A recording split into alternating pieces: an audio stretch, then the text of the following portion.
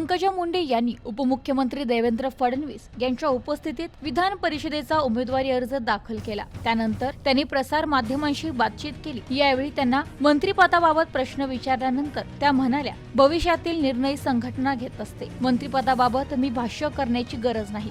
संघटनेची शिस्त पाळल्यानंतर संघटना प्रत्येक उमेदवाराला नेत्याला योग्य संधी देत असते।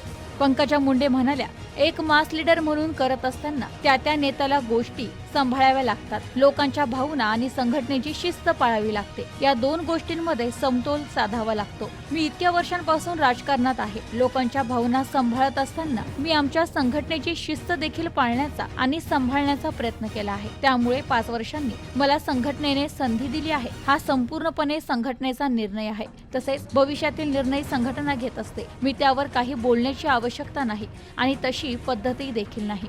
Bureau report, news today 24।